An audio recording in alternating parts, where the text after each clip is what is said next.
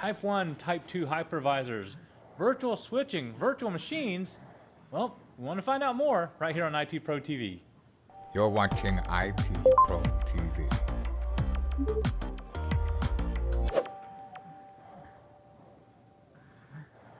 We are jumping right into taking a look at, well, device virtualization.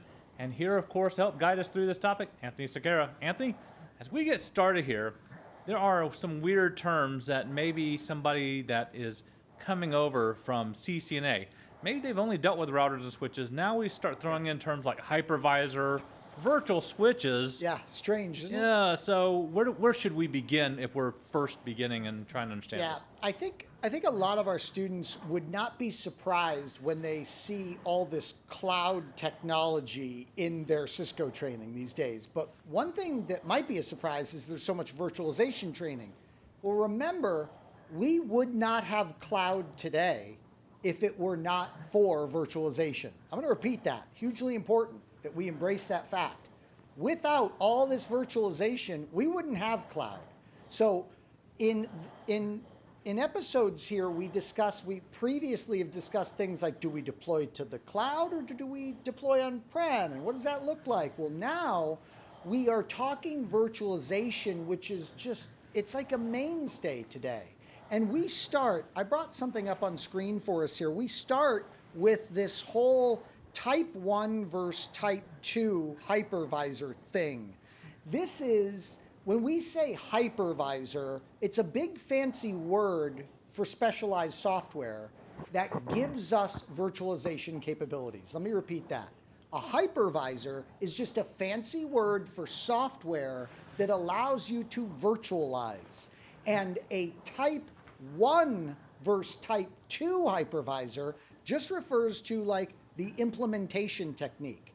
What I have on screen right here, Ronnie, as you can see, is and let me zoom in, you'll note that this is VMware's Fusion product. So I am on a Mac and I have VMware Fusion, and notice there are virtual machines that I have created here, and there's a Windows 10 machine, and I've got that in a virtual machine because I like to experiment with it. I don't want to experiment with my own Surface Book running Windows 10. I experiment with this Windows 10 copy as a virtual machine, so I don't mess anything up on my personal laptop.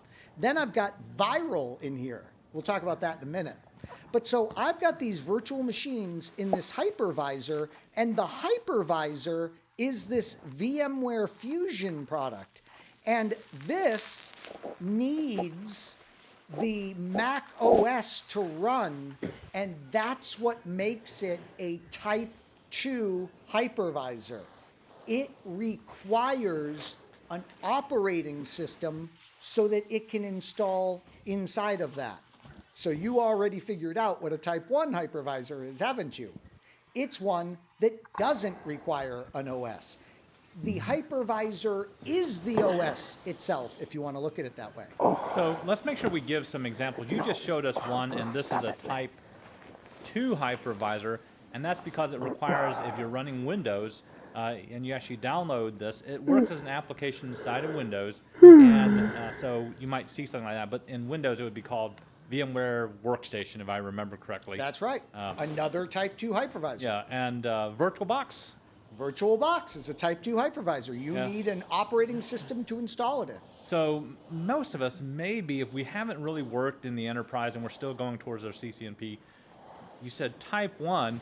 What do you mean it acts as an operating system? Maybe that might be more confusing. Can you give us an example of what type of terminology they may hear here? Yeah. So the famous type 1 hypervisor, it's more famous than any other one, is VMware's ESXi.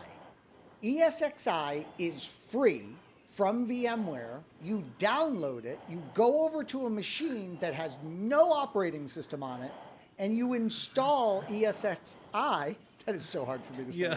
Yeah. ESXi, and that's it. You're ready to go. You connect to that machine using a web browser, and you can spin up virtual machines. So I have on screen right here, zoomed in to my VMware Fusion running. I have Viral. Let me highlight it. the reason why I have Viral highlighted is it is super unique. Cisco's Virtual Internet Routing Lab, or whatever it's called, Cisco's Viral can be installed in one of three ways. You can install it on bare metal. So there's an image they sell you, and you just go right up to that machine and install it. It can be installed as a Type 1 product. You install it in ESXi, or it can be installed inside a Type 2 hypervisor. So a lot of vendors now are creating products that give you a lot of flexibility in how you deploy their solution, and Viral is a prime example of that. When Ronnie and I decided to deploy Viral to use for demonstrations and practice in this class, we deployed it inside of ESXi, so we deployed it in a Type 1 manner. Now, what are you going to do? Type 1 hypervisors are often called bare metal hypervisors, and that is because, think about it, we take the Type 1 software, ESXi is an example, and we install it onto the machine with nothing there in our way. So that's why they're called bare metal hypervisors. Yeah, so another example that would be something like Microsoft Hyper-V or Citrix Zen Server. So all those are actually Type 1 type. So glad you brought that up. The most interesting point of discussion on this topic, in my opinion, is Microsoft's Hyper-V. You would think that that is a Type 2. Microsoft's Hyper-V requires Windows 10 or Windows Server. So you immediately go, well, it's got to be a Type 2. It requires that operating system. You know it's actually a Type 1? Yeah. In an exam, you would choose Type 1. Not that Cisco would ever ask you such a thing. They wouldn't. But Microsoft might. It is a Type 1. Even though we have to have Windows to have that feature, it is communicating directly with the hardware and is not using the operating system. So technically, it's a Type 1. Yeah, so it's amazing that there are tons of different virtualization technologies that we may encounter. I remember the very first hypervisor I ran was one called Microsoft's Virtual PC, was the very first one that I ran, and then I quickly figured out using something like VirtualBox. All these were actually within my realm of understanding because I had an operating system and installed like an application, fairly easy to run. Now, in your experience as you first go back, Anthony, and think about Type 1 hypervisor, all of a sudden I got a little bit lost at the beginning. What do you think? Oh, completely. I mean, we all tend to cut our teeth on VMs and virtualization with Type 2s. Definitely. Like you said, VirtualBox is a lot of people's first. My first was indeed VMware's Workstation. So, we all tend to start with the Type 2 world, but I encourage you, if you've never done it, take an old machine that's laying around and format that machine. Just get all the software off that machine and then load ESXi. Typically you do it onto a thumb drive and then boot from that and install ESXi and play with it. It really is something that you want to try. Now, pulled up on screen, Ronnie, I've got AWS. And in the AWS environment, we can have our virtual machines. And one thing that I wanted to stress here is that they're going to not only give you the ability to spin up the virtual machine, but they've virtualized everything for you. Look at this. If we look in their virtual machine area, notice, Ronnie, that we've got virtual network interfaces that we can create to connect to our gadgets. We've got security groups. This is nothing more than a firewall. We've got in here the volumes of the hard disks that we're going to install on top of. So everything, including the routing and the switching that's going on, it's all in here and it's all virtualized. So one of the terms on the Encore blueprint is virtual switching, and that could mean a whole lot of things. It could mean it's a virtual switch, total virtual switch inside your cloud. Cisco had created one of those called the Nexus 1000V virtual switch. I do believe that's end of sale, end of life now, but they created a virtual switch to plug right into VMware. For those of us that love the Cisco CLI and are familiar with Cisco products, we'd feel right at home with that virtual switch. But be careful, virtual switching might also be referring to like VLANs, right? Because that's taking a switch and virtualizing it when we create different VLANs on it. It might refer to taking a Catalyst 6500 series device and virtualizing it into different administrative partitions. So virtual switching is kind of a careful, like we better approach that with care when we are talking to someone and make sure we know exactly what they're talking about.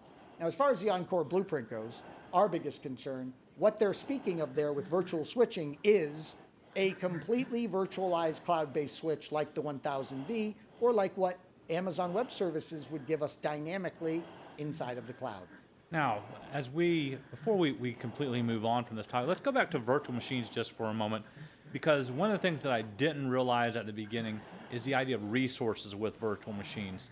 So when we start to talk about something like this, even though there are nuances, let's make sure we understand the basics. So for example, Anthony, if I wanted to install, let's say, a Windows 10 machine, a virtual machine, I can't just make it build up and say, I'm just going to give it 256 megs of RAM to make that actually work, or a 10 gig hard drive. I have to make sure that I meet at least the minimum requirements, right? Yeah, to a point. Let's jump back into my VMware Fusion so I can show you that, Ronnie. So here I do have a real Windows 10 system, and if I right click and go to settings, we'll have the ability to fully control this thing from the settings perspective, because notice it's not running, right? So it's shut down. So now I can go in and I can manipulate all of these settings. And notice, Ronnie, if we go into processors and memory, notice I've given this 4 gig. Now I have a little rule. Friends don't let friends run Windows on 4 gig, okay? That's my rule. But notice, what have I done here? I've given myself only 4 gig, and I've got this 32 gig MacBook Pro. So there was plenty of room for me to give this VM, more memory. Guess what? There's a really cool thing about virtual machines, and that is they run more efficiently than real machines. That's one of the reasons we love virtualization. Now I'm speaking in general terms here, by the way. Generally, they run more efficiently with smaller amounts of resources. So watch this, Ronnie. This thing only was given 4 gig, but I'm going to go ahead and do something I didn't plan to do. So there's a really good chance this is going to blow up. But I'm going to go ahead and right click this and, like the Mick Jagger says, start it up. And we are now booting that Windows 10 box, and watch this. We'll look at boot times here, just kind of as a gauge as to how efficient this VM is. And we are almost up. And there we are. That is not that bad. And my machine right now is actually taxed because I'm running a whole bunch of other things in the background. But you can see that this is look at that login time, right? So this is a pretty, and something had to be installed there, so it just totally kicked me out. But I think you get the idea, right? This is a pretty high performance virtual machine, and it's doing something I would never do with an actual real physical machine, and that is only give it 4 gigs of RAM. Let me launch an application here, the Atom editor, when I'm learning to code, and look at that. I mean, this performs really, really well, Ronnie, only on 4 gigs, so keep that in mind. But yeah, you were totally right. Just because it's virtual doesn't mean that we don't have to give it resources. It still needs disk, CPU, RAM. If it's going to play music, old school, it needs a CD-ROM. It needs all that stuff. So this is very interesting technology that we want to make sure that we are familiar with. If you already are familiar with this, maybe a review topic for you, but make sure you understand, especially for just easy points on the exam as well. So make sure you do take a look at Type 1, Type 2 hypervisors, as well as virtual machines, and the idea and concepts of virtual switching, all these which we've covered in this episode. So signing off for IT Pro TV, I'm your host, Ronnie Wong. And I'm virtual Anthony Sequeira. Stay tuned right here for more of your CCNP Encore show. Thank you for watching IT Pro TV.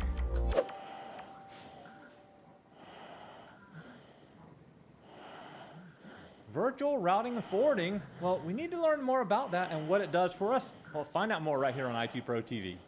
You're watching IT Pro TV.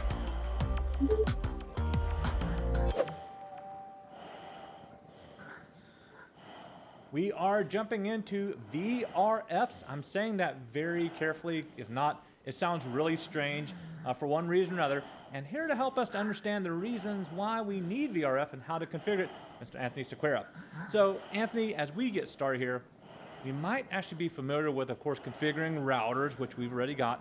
But what is this about VRFs, virtual routing and forwarding? What is that about? Yeah, I remember when I first saw this, a couple of things immediately came to mind. The first thing was, oh, finally, something like a VLAN, but Right. at layer 3. Right. Finally, a way to do segmentation, or as we're going to see, path manipulation or path virtualization, a way to do that at layer 3. It's about time. The other thing I thought of was, oh, finally, I can give students an example of why they would use a different process ID in OSPF. Okay. That's always a puzzler for Right. students, right? They're like, IP router, OSPF, and then process ID, and it can be anything I want, and it doesn't have to match on your routers. What's the deal with the process ID? Well, today we see an example of where the process ID would be critical, because when we virtualize at layer 3 with VRFs, we're going to potentially have 2 instances of OSPF running, Ronnie, and to keep them distinct, we would use different process IDs on the local device. All right, so before you jump in that, because I like the technology as well, one of the hardest things that I remember trying to explain to somebody was, well, why do we need that? What the heck Why is the would you reason need behind it? Why would we want it? Yeah. Think of the classic example, and that is a service provider doing MPLS VPNs. Now, as we'll see, you don't have to use MPLS with your VRF. There's many applications of this technology, but just think about that ability of the service provider able to essentially carve up their edge router into little mini routers, one for each customer.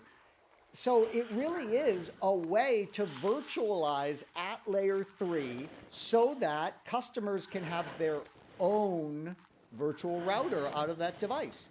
And another thing, too, I think that helps with this is just think about duplicate IP address spaces, right? This would be a way to immediately accomplish that.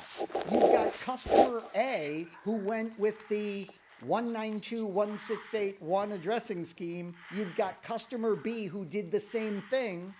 Well, you can have those routes coexist on the router and not be in conflict by putting each in its own little context, if you will. Yeah, now in the situation that I actually had to deal with, Anthony, there was actually 2 different departments, and they came up with the same addressing scheme.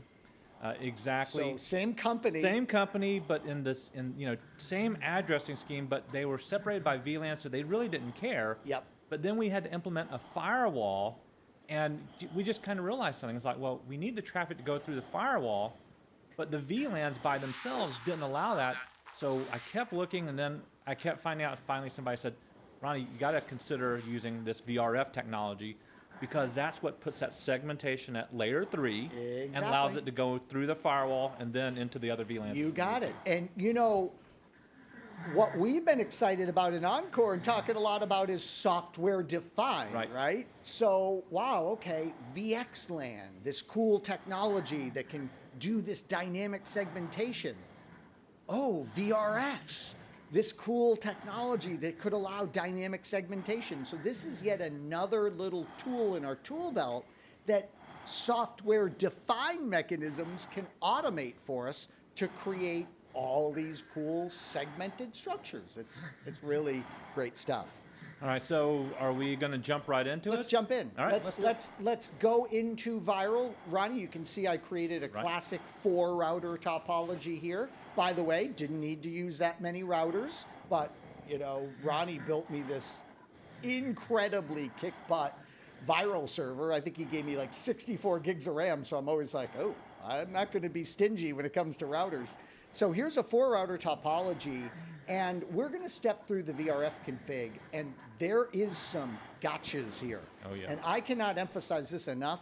This is a config that I want you practicing, because if you have to do this in an exam environment and you haven't practiced it, you're going to feel off balance big time. So let's jump in. Let's go to router 2 and practice with this feature.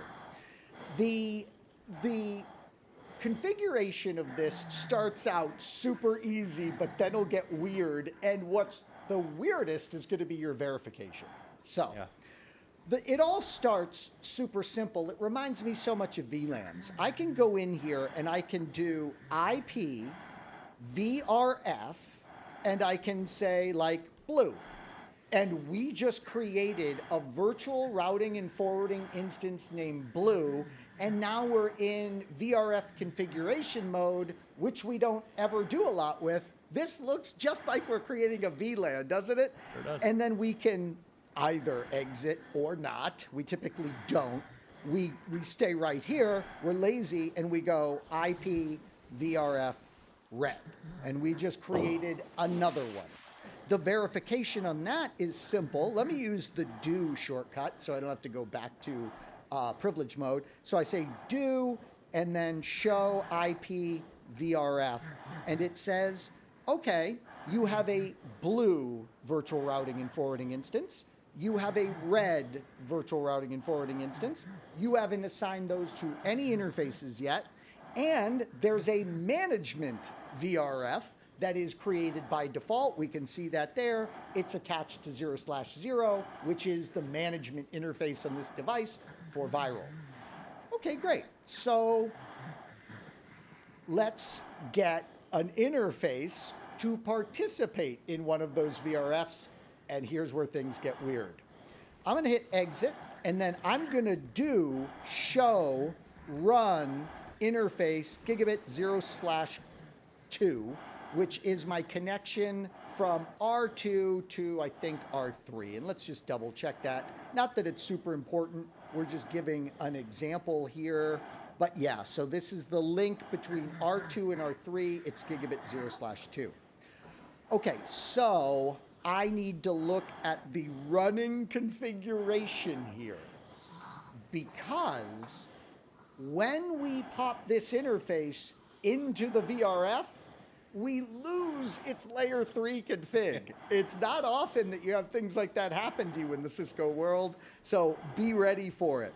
So what I typically do is just grab all of it, and I do my Control-C, and then it's the greatest tool ever invented, Notepad to the rescue, and we get that config onto Notepad. Because remember, it's about to go bye-bye.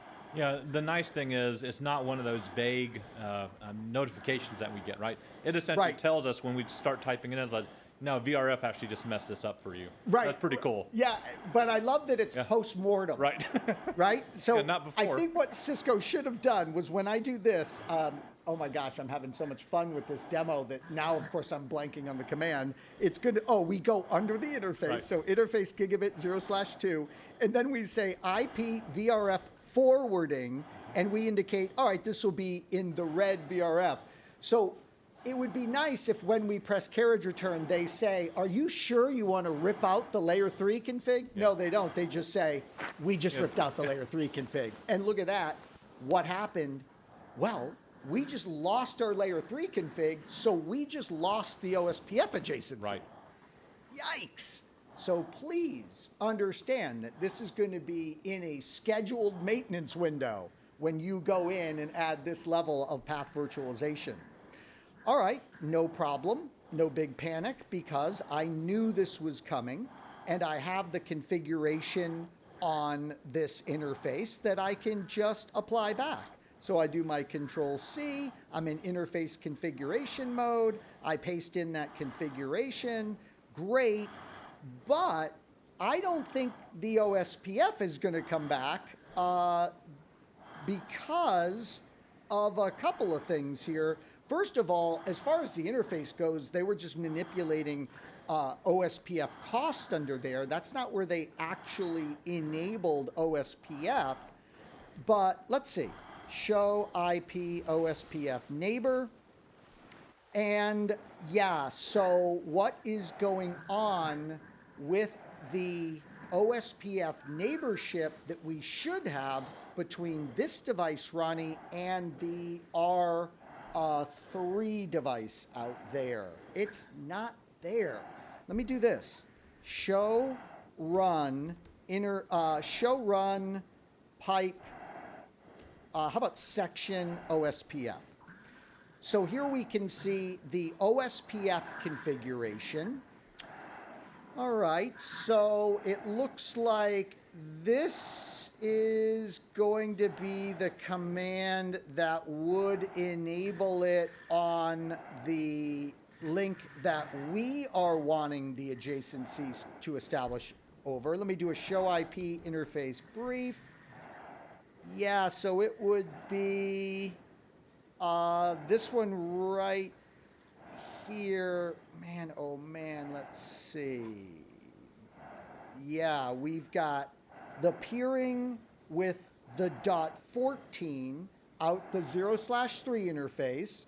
We've got the peering with the .5 out the 0/1 interface. We are missing the peering that is out that VRF that we've set up on the gigabit 0/2 interface. All right, let's fix that. But first, some more verification. Show IP VRF. And we can see that we now have gigabit 0/2 in the red virtual routing and forwarding database, if you will. All right, so how do we see the routing information there? Well, if we do a show IP route, and this is a huge point, Ronnie, and I say like, show me the OSPF routes, that's all the stuff for the global routing table. Remember now, for all of your show commands, for all of your pings, for all of your troubleshooting, you have to remember to specify the VRF. So if I do show IP OSPF neighbors, I can add, you notice, the, gosh, it wouldn't be on that command. It would be like this. Show IP route. Wait a minute here. Show IP. Let me just remember this. VRF? VRF, I think that's where it is. Yep, show IP, VRF, red, and no, that's not the command I'm looking for. Okay, let me just do some of the ones I know right off the top of my head. Show IP route, VRF, red. This is the routing table for that VRF. Okay. Okay? We have a neighbor out there that is at 10.00.10, I believe. Let's check. Ping 10.00.10 VRF red. Oh, come on. VRF and then ping VRF. Ping VRF. Thank you, Ronnie. Do you see how our students are going to need to practice with this? These commands will become second nature to you. It's going to be VRF. VRF red. These commands will become second nature to you, but they're totally not. And I haven't messed with them in a while, so I'm totally struggling with them. So this is going to be a practice thing. Wow. Show VRF red. We need to be able to do a OSPF config, and I'll remember how to verify it in a minute. But Ronnie, here's the deal. We broke OSPF. Right. How are we going to fix it? We have to go in with an OSPF config for that VRF. Let me see if I can remember this one. We're going to go router, use your context sensitive help. If you haven't done it in a long time, like I haven't, OSPF. I'll do process ID 2 because I've already got 1 on this router. VRF, red. So, okay, that's how we're going to fix OSPF. Notice it's not an OSPF adjacency for the global database. It's an OSPF adjacency for that VRF that we're configuring. Okay, now I can do something like, I'll be super lazy here, do it on all interfaces. So we use this syntax and we say you're going to be in area 0. And look at that, we got OSPF back up. Now, show IP OSPF neighbor. Oh, look at that. We can see it right in that show command. So there, no wonder why I couldn't find the verification command we needed. It's just the verification command that you're used to. It's just the classic show IP OSPF neighbor. You don't have to add any VRF syntax. But please, if you wanted to like ping something, you better add the appropriate syntax. Let me just, as we're wrapping up here, Ronnie, let me just demonstrate that. If I do ping 192.168.0.3, I'm expecting this to fail. It should fail. And it does. Why? As you're watching this, do you know why? I bet you do. If you look at the global routing table, you do not have a route to 192.168.0.3. Right. Where is that route, Ronnie? It is in the other possible VRF that may be out there. That's right. It's in the VRF's routing table, not the global one. If you do show IP route, VRF red, there it is. There's the OSPF learned route. So when you ping and you reference the red VRF, then it's going to be possible. We can just put in ping VRF red 192.168.0.3. There you go. How many times do you think you're going to forget that you are dealing with a virtual routing and forwarding situation? How many times do you think you're going to forget when you do a ping to reference that? How many times are you going to be forgetting these things? That's what requires practice. You saw how rusty I was in this episode. So I don't want that happening to you. And I used to configure this like every day for my life, right? So don't let that happen to you. Practice, practice, practice. Once you get the hang of carving up your router into these virtual routing and forwarding instances and troubleshooting them, you'll look back and say, why did I ever struggle with that? Yeah, I remember the first time when I set it up, I really didn't get the idea that there were essentially 3 or 2 different instances of the routing table on one router. I was so used to actually just saying, no, it's a routing table. It's global for the entire router. Yes. So now this is thinking a little bit differently and understanding that each particular VRF actually has its own routing table, and we can actually do that. And that's what kind of really helped me to understand what we're doing. And you saw what I was leaping to mentally here in this one of like, well, wait a minute. If I got to reference the VRF to see the routing table, shouldn't I have to reference the VRF to see the OSPF neighbors? And all of a sudden there, it became a little different, didn't it? Yes. So, and by the way, one more tip. Practice with all of the commands, right? Right. So what would happen... Corolla, thank you. Corolla's like, whoa, he's going back to a demo. We were about to wrap up. Corolla, you're the greatest. So what would happen if I was about to do this? I wonder what this would show. Show IP OSPF process. It's show OSPF process, Anthony. So watch this. Show OSPF process. Promiscuous. Ooh, yikes. What is going on, Ronnie? Show IP OSPF. Where is that command? I guess I'm just thinking of show IP OSPF. Okay. All right. Yep. So experiment with these different commands. Show IP OSPF. What does it show us? Well, the process ID 1 information, and then it shows us the process ID 2. And look at this. It is giving us the VRF that lives within. So I want you practicing with your different commands. And by the way, I just realized what I was doing.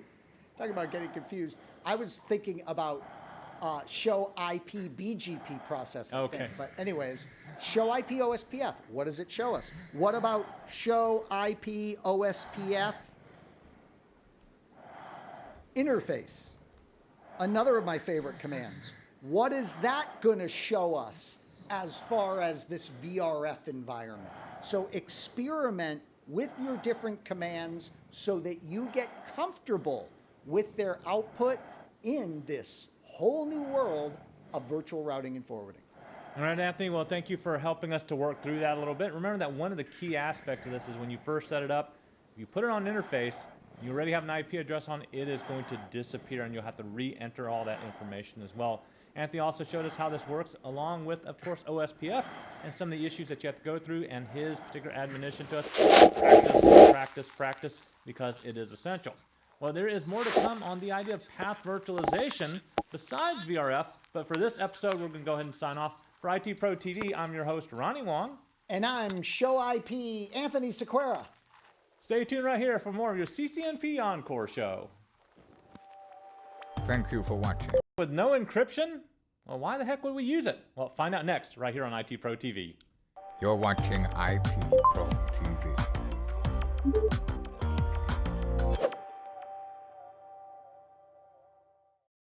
We are taking a look at GRE tunnels, and here to help us to dig through the situation, Mr. Anthony Sequeira. Anthony, so I teased this as we opened it. GRE offers no encryption. That's right. It gives us tunneling.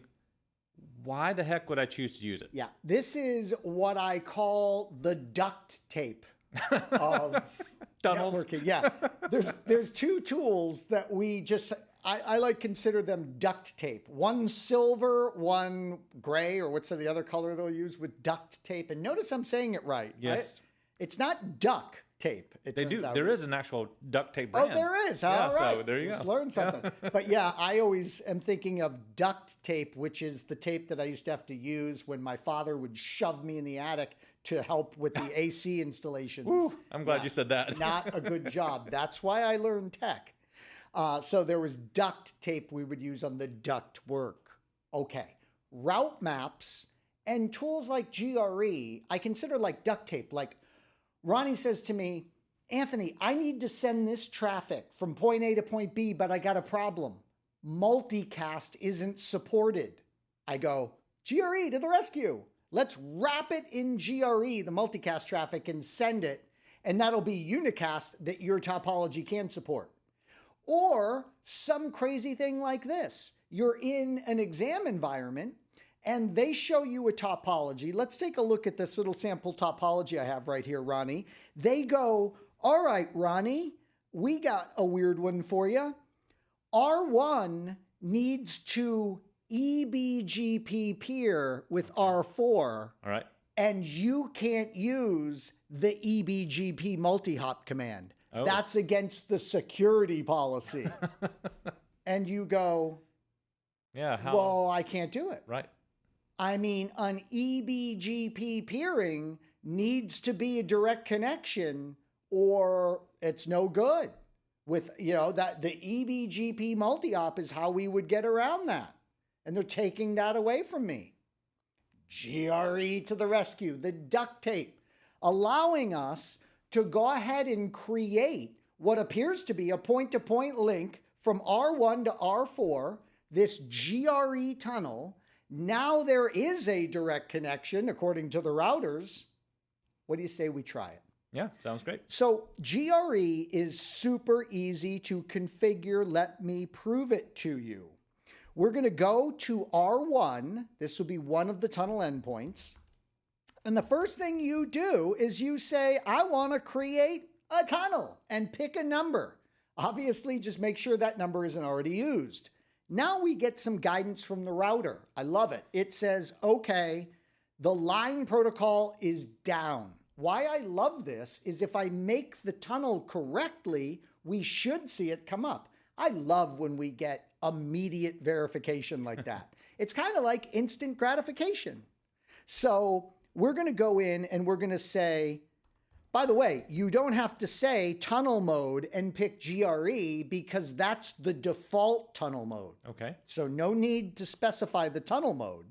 You can go right in and you can say, this is what you should do first, IP address.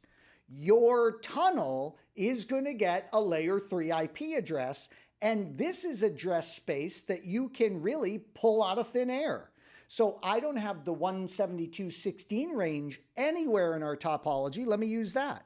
This end of the tunnel will be 172.16 1.1, and I'll drop in a 24-bit mask. Now we say tunnel source. What is the source of our tunnel? We love to use loopbacks when we're doing things like this between routers. So I'll say the tunnel source will be our loopback of 192.168.0.1. The tunnel destination will be 192.168.0.4. All right, so before you go on, why did you choose to loop back as a source? Because I'm probably asking that question to some people who watch it for the first time. It reminds me of like in BGP or any of these technologies where you want to always be able to get to that location using potentially multiple paths. The loopbacks are awesome for that, aren't they? Yep. Because if they're in the database, if there's routing awareness about them, then they're like the endpoint you can get to potentially over many physical interfaces. Right. So it's a great availability feature, really. Look what happened. I must be doing good work here because the tunnel just came up. So when you have a functional tunnel source and tunnel destination, then the tunnel's going to come up. A common mistake would be that you can't reach the tunnel destination. But as you can see there with my ping, I can reach the tunnel destination. And that's why the tunnel came up. All right, we're going to end this configuration and we're going to slide over to the other tunnel endpoint. And if you could do one side, I'm betting you can do the other. Interface tunnel, my favorite number. And I'm going to say IP address is 172.16.1.2. Notice they're on the same segment together, but they have unique host IDs, 255, 255, 255.0. My tunnel source is my loopback 192.168.0.4. Yes, you could use interface references here instead of the IP addresses, but I love using the IP addresses. The tunnel destination is 192.168.0.1. If I did this right, I should see the tunnel come up. It just came up. This is awesome.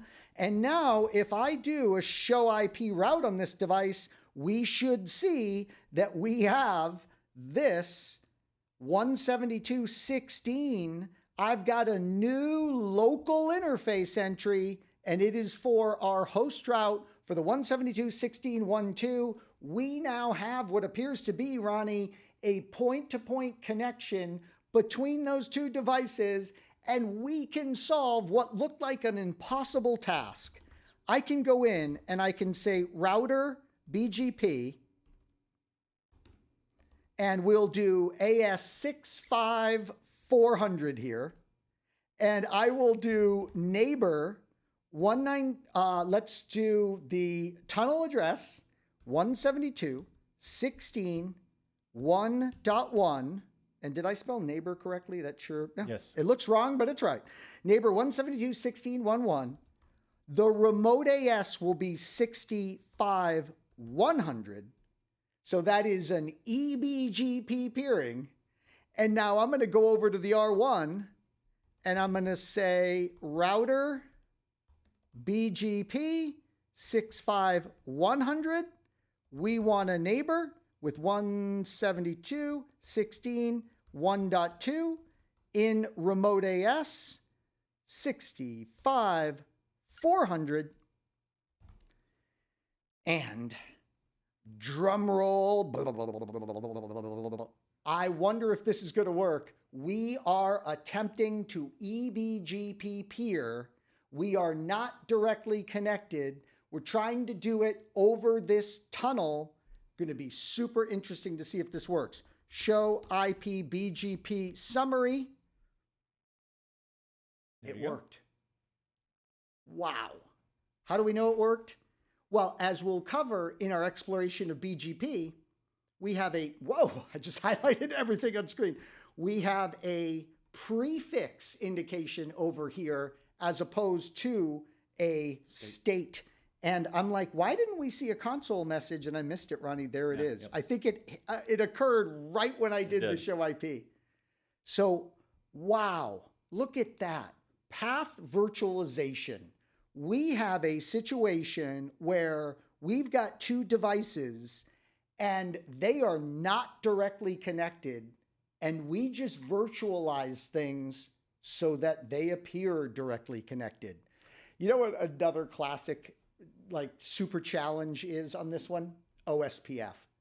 You tell somebody, connect that area over there to the backbone, and you can't use a virtual link. And they go, oh my gosh, what am I going to do? GRE? GRE. Okay. Make a nice tunnel connecting them to the backbone and run your OSPF over that. Now, there is one classic danger about these GRE tunnels and routing, and that's the famous recursive routing situation. Okay. That was not an issue for us because we built the tunnel. Sure, OSPF made the tunnel possible, but then we didn't run OSPF over the tunnel. We did BGP. Just be careful about how you do that. The basic rule is that the tunnel can't be constructed based on a routing protocol that you're setting up the tunnel for. In other words, there has to be some separation there. You can't have a routing protocol working over the tunnel that relies on the tunnel. Does that make sense, Ronnie? Yes. Like, yeah, you want that separation. Oftentimes we'll go in with static routes to make sure the tunnel endpoints work, and then we drop in a routing protocol so there isn't this like chicken and the egg problem. You know, OSPF is needed to bring up the tunnel, but the tunnel is for OSPF. Yeah. And that gets into that recursion problem. So let me try and reset the context just a little bit, and maybe you can help us out. Sure.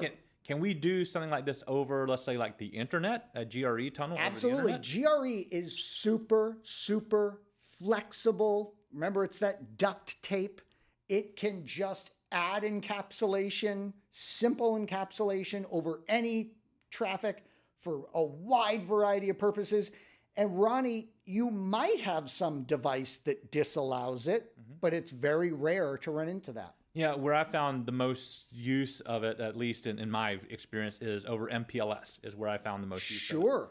of it. Because of the technology that's different there, but we needed the ability to run that traffic through it as if that didn't exist. Yeah. Essentially is what happened. And you know what's funny? This is a recurring theme in Encore, right?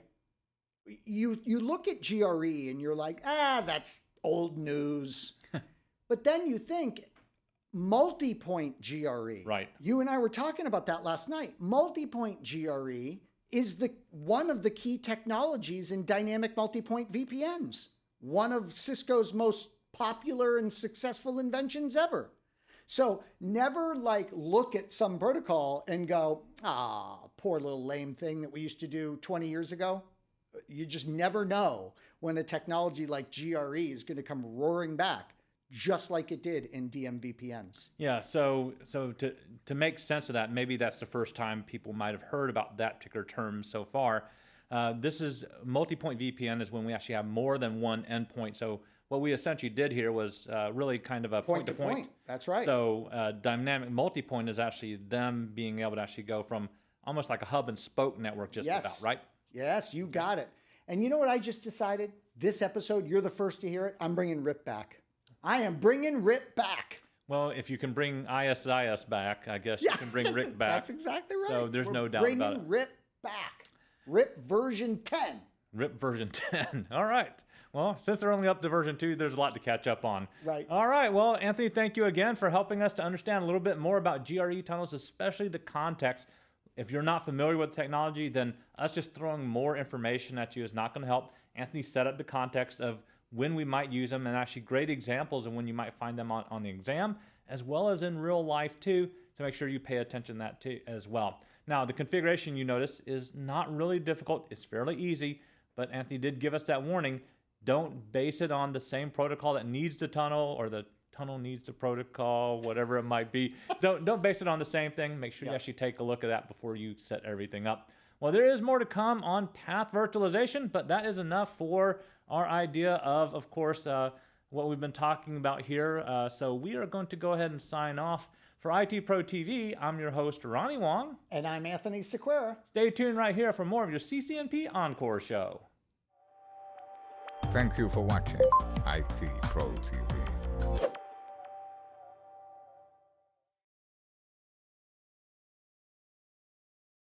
Well, are you interested in another variation of path virtualization? Let's take a look at IPsec.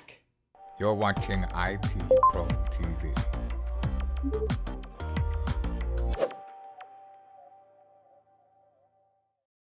You may have been with us in a previous episode. Anthony was over there. Ronnie was over here. We're mixing it up. Ronnie has volunteered to walk us through the IPsec configuration and verification.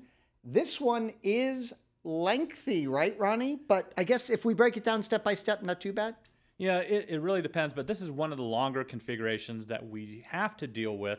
And Anthony, I remember first times when I really got it set up, it was probably the longest configuration I'd ever done at the CCNA level when working through my CCNA security.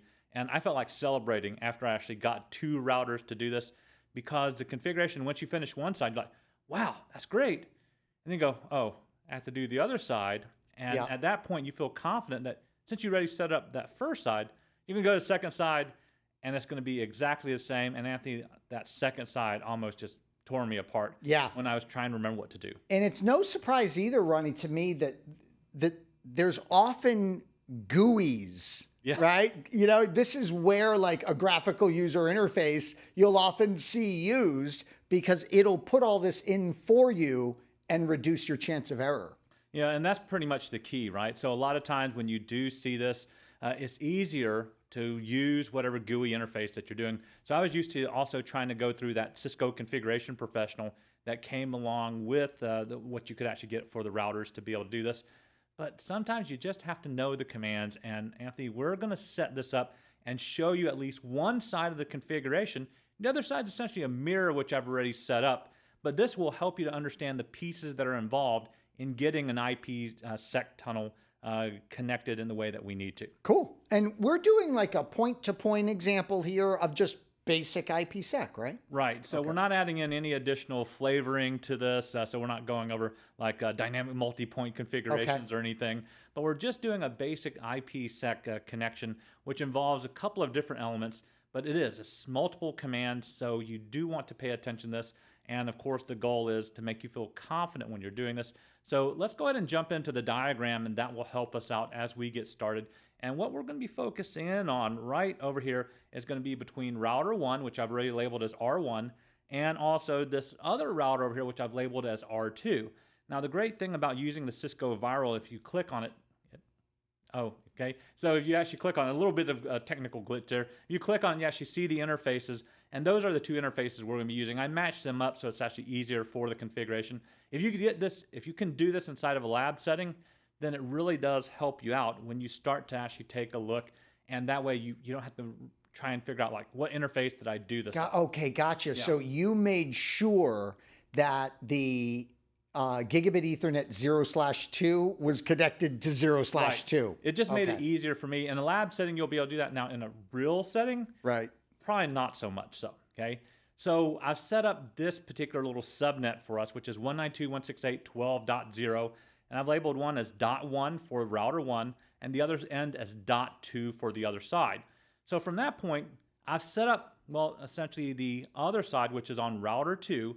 So we're just going to be configuring this side, and everything that you do on this side, you're pretty much going to be doing on the other side, except for a couple of different places. And either I'll point them out, or if I miss it, Anthony will point them out for me. Awesome. And that will help us out as we get started. So let's go ahead and jump into this. I'm going to switch on over, and we are connected over here, and you can see, and I'll zoom this in so that we can see it just a little bit better. So as we get started here, we're going to be on router 1. And of course, I just want to make sure. And my typing is nowhere as good as Anthony's, so we'll actually kind of get started here. We'll go into our global configuration mode. From there, just into the, actually I don't need the gigabit interface yet. We need to go ahead and set up what we call, of course, the policy here. Okay. So when we set up the policy, it begins with crypto, ISACAMP, policy, and I'm just going to do policy 100. Okay. Now that number at this point doesn't really matter for us unless you have multiple policies, right? When you have multiple policies, then it begins to matter a little bit more. I just set it up as 100. And I think that may be the default if you don't try to set up a number anyways. But most people set up 10 when they're doing a lab. I just like setting up 100 because it just makes me remember. Gotcha. And that's a priority number. Yep. If we had a bunch of them. Right. And lower is better? Yep, lower is better. So there's sometimes when you see that, I like setting this up, especially if I'm doing it, like 100, I'm going to be creating an access control list, and that's going to be where I begin with 100. So I like keeping numbers consistent. It just makes it easier in my head as I start doing all this. Now, when we start setting up the policy here, the easiest way to remember this when we set up a policy, Anthony, at least for me, is remember an acronym. So I like using these acronyms. I always say, if we're going to set up IPsec, we need to begin with haggling. Okay. So what the heck do I mean by that? So I'm going to actually do hashing. Okay. So I need to set up a hashing algorithm, and I'm just going to choose MD5. Now, Anthony, would we ever really choose MD5 in a production environment? Probably not. We want something even stronger. You do want something even stronger, but since we're only doing this in a lab environment, and the key and the goal for us to get it set up and working, I just recommend setting up the easiest one that we can do, and this is the one that you'll remember. Okay? So you're kind of doing lowest common denominator thing to make sure you don't blow up your lab environment. Yeah, and so if you happen to do this on GNS3 on your own lab machine or on your own laptop, you might see that it becomes a little bit resource intensive as calculating through and doing all the other stuff here. So like setting up to verify this only the tunnel that I'm worried about. Now, since we talked about haggling here, the next step is authentication, and we're going to set up a pre-shared key. So HA, and now we need a Diffie-Hellman group number, and I'm just going to set up 2. Now, there's a lot more than that. Let me show you what I'm talking about. Now, just when I say this, I think there's even more numbers than this now, if I remember correctly. Now, I may not, but at least at this point here, I'm just setting up kind of the 1024-bit, trying not to challenge the system that I'm on right here. But on real production networks, of course, you might set up at least group 5, if not all the way up here to group 16 or 14 or whatever else it might be. But that will be set up for you, or somebody will tell you what that's actually going to be when you need it. Okay, I'm just going to do a group 2. So HAG, now there's always a lifetime that is also set up. Now this is the actual connection in the terms that this tunnel is going to last. The default here, if you don't set up a lifetime, 86,400 seconds, which is a 24-hour day if I remember right. Okay, now you can do that. You don't have to set this up, and I just like setting it up for 3,600 for an hour. And I can set it up for less if I like seeing the tunnel kind of go down and then see, try and bring it back up.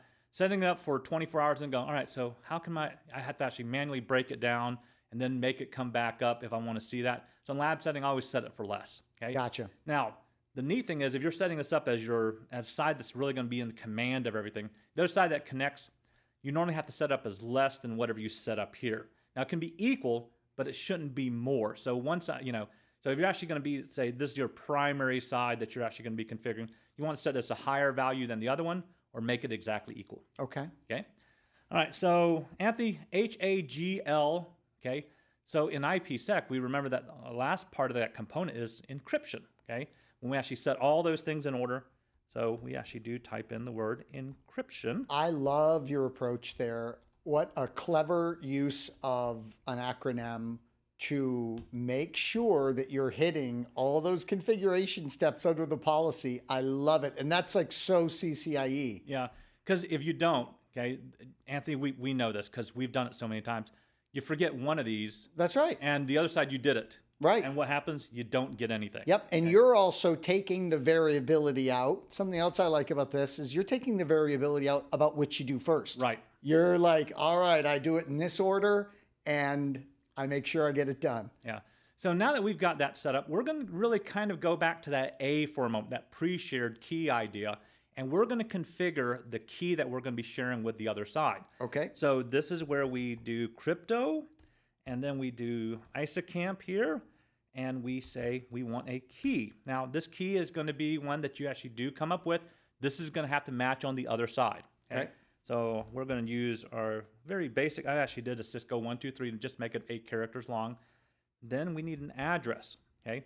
Now, when we start talking about the address, notice the way that it's described here in the help is the peer side. So don't set it up with the IP address on your own interface that we're going to be doing. We're going to set this up with the IP address on the receiving interface that we're hoping to connect. Okay, so this is that first spot where we have hit where you'll doctor the IP address. So that right there, you're putting in 192.168.12.2. That is the IP address on who we're going to peer with. Right, which is router 2. Yep, and router 2 will have the appropriate address of router 1 in its config. Yeah, and that's where there will be a change in the configuration. That address right there is the first change that we'll see if we were configuring this over on router 2 on the other side. Now, Anthony, as far as ISACamp goes, okay, that we've set up, that pretty much is it.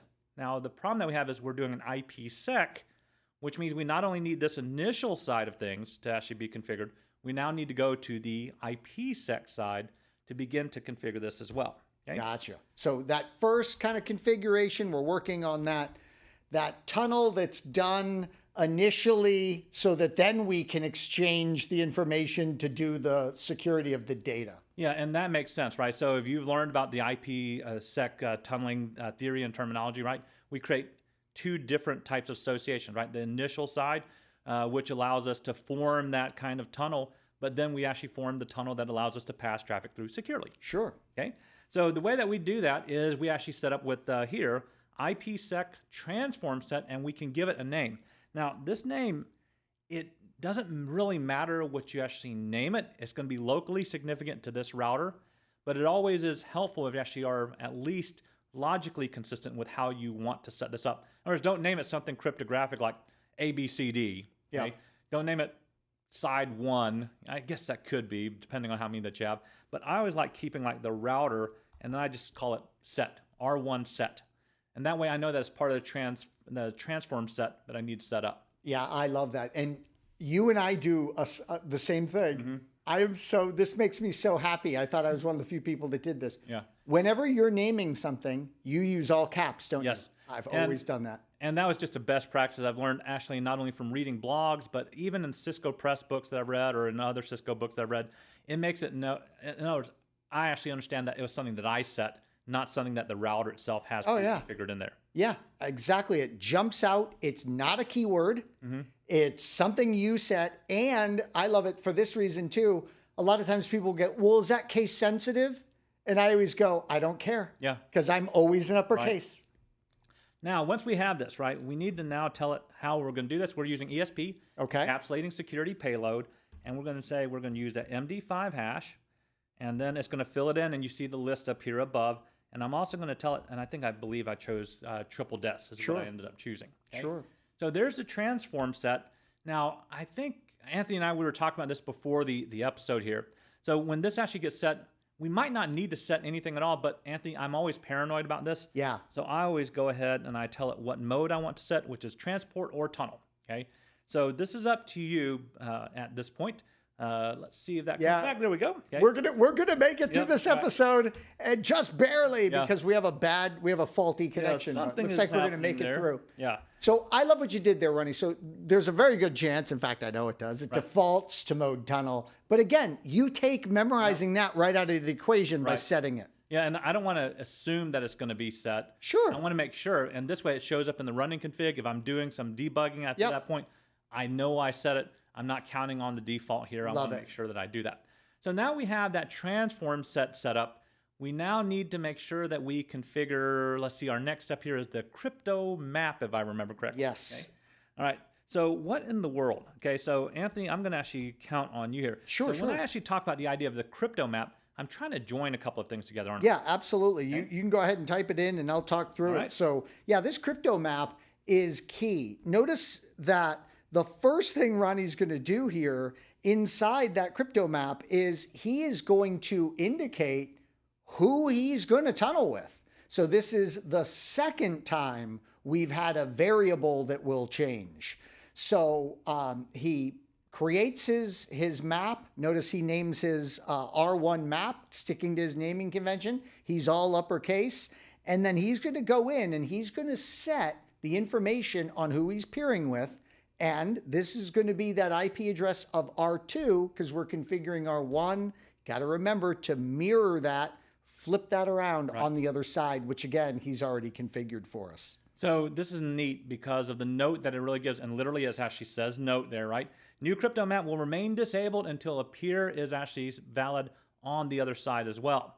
So we want to make sure that we go ahead and we set a peer, and this, too many E's there, peer 192.168.12.2. Yep. See, I almost made a mistake there. So hopefully in just a moment, it's actually going to come back up. So we make sure that we set the peer. Now, this is where I made a mistake, Anthony. Okay. Now I say a mistake. I know that we can add this back in a little bit later on. I need to actually say what's going to end up matching here. And I was supposed to set an access control list. Okay. So that was something that I did kind of, but can I do it later? Well, let's see if we can. So I just type in match, which I forgot. So we're telling it we want to match. And I told you I was going to keep this as 100 here. Okay. Now. So that's an access control list reference that will dictate what gets encrypted, what's going to use the tunnel. And Ronnie pointed out that he hasn't created ACL 100 yet. So he went out of order. Let's see if the router will let him do it. And then the other thing Ronnie's done here is, as he promised, this ties things together, the crypto map. And you can see it's how he brought in his transform set called R1 set that he created earlier. Yeah. So that actually kind of ties everything together. Now, Anthony, once we get all that tied together, last thing that we really need to do, actually, I need to go ahead and set that access control list, or I'm going to You better, really, yes. yeah. And that's why Ronnie does like to normally, he creates that access list before he references it. That's a best practice. If he says, oh yeah, I'll create it later, the Yeah, feature I'm gonna might forget. not work, Yeah. or oftentimes he's going to forget to create it. So it looks like, Ronnie, you want this thing triggered for traffic from quad 1 going to quad 2. Yeah, and the reason why I did that, I set two different loopback interfaces, which I did forget to mention at the beginning of the episode. The quad 1s are over on router 1. Quad 2 is on loopback over on router 2. So I'm pinging through the tunnel that I'm making from a loopback interface to a loopback interface. And this is what sets my interesting traffic. If you go and read the terminology, is what hits the interface and says, a tunnel is supposed to come up. Everything's actually supposed to happen at this point as well. Okay. Now, there's really only one command left at this point. But before I do that, okay, that one command, I'm going to do debug crypto isocamp, and that's enough. And then debug crypto IPsec. Okay. Now I'm going to turn this on because this is the initial verification that I really do get that shows me a lot of information. That's what actually made me go, that's the coolest thing ever. Okay, I after like doing it. that. I like it. So, wow, what a powerful verification. You're going to try and trigger the creation of the tunnel, I'm guessing, with the appropriate traffic. And Right. then thanks to the debug, you'll see the phase 1, phase 2 tunnels get created. You'll see all of it, all the magic happen. Right. So unless I've done something wrong over on router 2, which is possible, okay? But so the other side, remember that, so like over on router 2, in theory, this should, I actually would have made that R2. I know I highlighted that, which is silly. So you actually see it right here. Yeah. That should be R2 set. So those are things that we keep consistent on that router is what we do. Now, once we're on the interface, Anthony, what I need to do is actually now attach the map that I just created to the interface. So this should be crypto, and then map, and then I make sure I do R1 map. And you don't even have to look back for the name because you use that naming convention. And so you know what that name's going to be. And look at that. Yeah. So when you tied in the map, we did get some debug output already. Right. So it looks like it, but it does say that the action is on. So in other words, my access control list, me doing it out of order may have caused some issues. Yep. Right? So not exactly sure, but one thing I can do is just do a shutdown here. Okay, so you're going to recycle the interface. Try and recycle the interface here. See if that actually is enough to jar it. If not, we'll actually find out what happens next here. I'll do a no shutdown, and let's make sure it comes back up, and then I'll try and issue a ping through this, and we'll see what happens from here.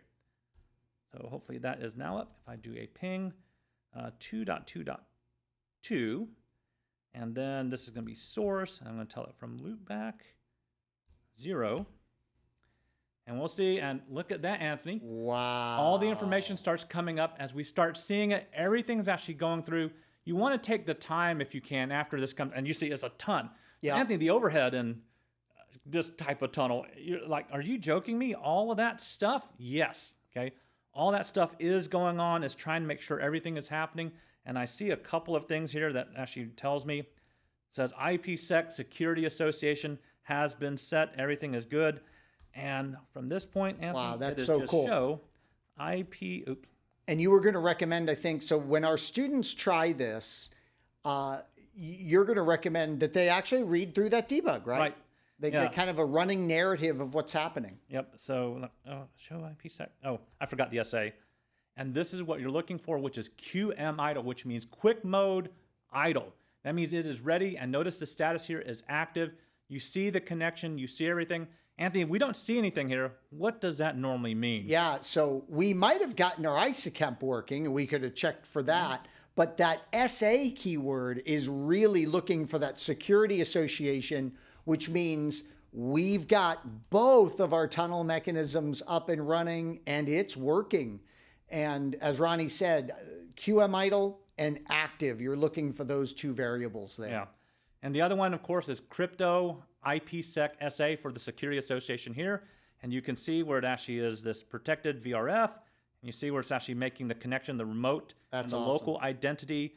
The current, it actually is connecting all the way through. And there is that magic port number. I keep highlighting it, even though that's not going to help you out. Port 500, which actually tells us that everything is working. Now, in the end, what we're really hoping for is right here. I don't know why I keep highlighting because I'm expecting to be able to do that. Notice it says packets encrypted, packets decrypted. Yep. You know that it's going on both sides. Right. Okay? Those numbers better match. Those numbers better actually kind of make sure that it's actually going on. So if you actually continue this and you keep sending more traffic through, you should see those increment. And Anthony, that pretty much is it. So remember that the other side is just kind of a mirrored configuration of that. Everything is pretty much identical until that point where you have to go to the peer address, and then you have to set that up. But everything else is pretty much identical there. Cool. So Anthony, in terms of IPsec tunnel, you saw it all, right? We created the idea of the policy. We set up the encryption key that we're going to share on both sides. We went ahead and set up the IPsec transform set, mapped that all together, as well as set that up on the interface. And you see that it actually did work, and showed you a couple of debug commands as well. And I love it. Well, Ronnie, not to put you on the spot, but I know that you did, for me to have a reference, type this up. Do you mind including this for the we definitely learners? can. Yeah, that's no great. doubt. So you can kind of take Ronnie's configuration there, make it your own, get it in on a couple of those routers that you want to test this with, test with the debug, practice, practice, practice. That's great stuff. Well, thank you so much, Ronnie, for leading us on this journey through a path virtualization technique, yet another tool in our tool belt. One that Ronnie said had a lot of overhead associated with it. You wouldn't want to do this when GRE might suffice, but when you want varying levels of security, this is a great option for you. So we're going to sign off till next time in this episode. My name's Anthony Sequeira with IT Pro TV. And I'm Ronnie Wong. And we will see you in our next episode here of Encore. Thank you for watching IT Pro TV.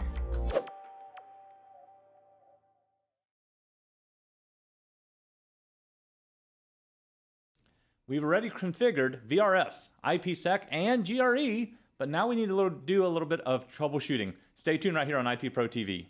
You're watching IT Pro TV.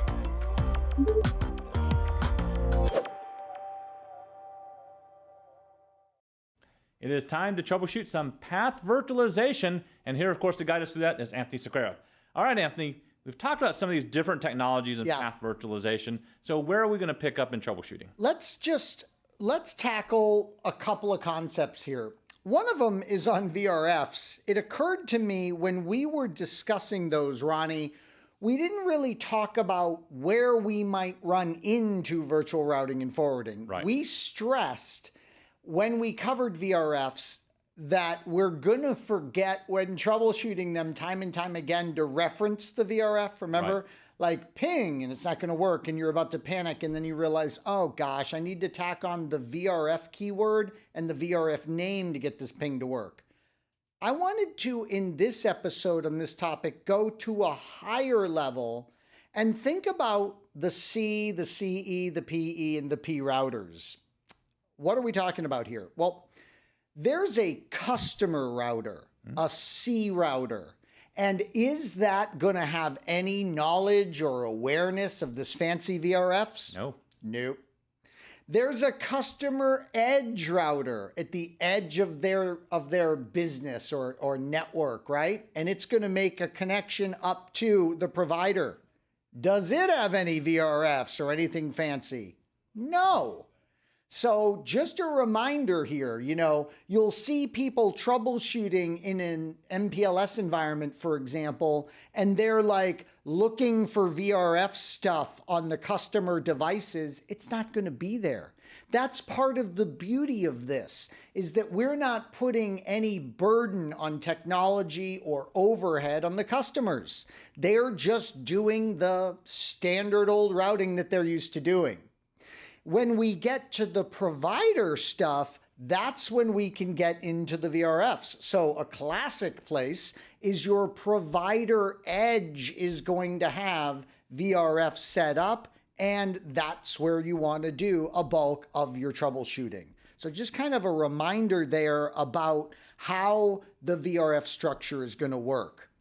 Now, we talked about GRE and IPsec as path virtualization technologies. You often get them combined with each other because you'll have some form of traffic that isn't supported, so it's encapsulated in GRE. Multicast is often found itself inside a GRE to be transported over environments that don't natively support multicast. And then, of course, GRE doesn't give you any security, so you end up wrapping it up in IPsec. What's happening? The packet's getting bigger and bigger and bigger as we're encapsulating it with all this stuff.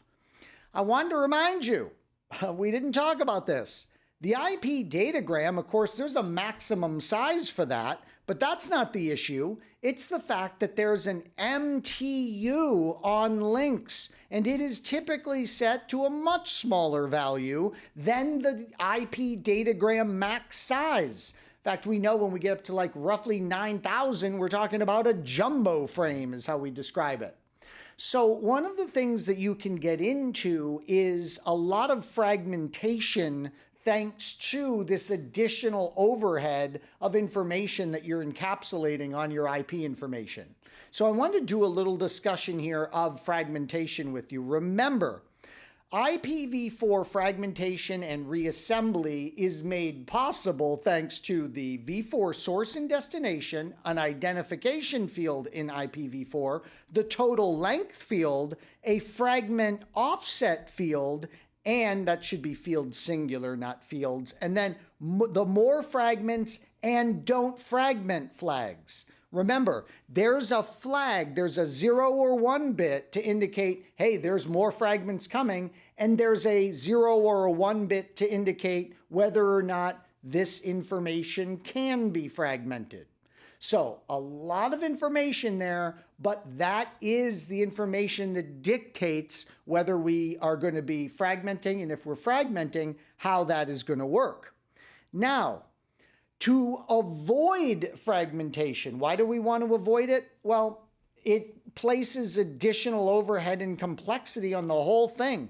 Oftentimes, you'll have interfaces that they may have the necessary compute power to be moving traffic, but they're struggling because of the amount of fragmentation and reassembly that they need to do.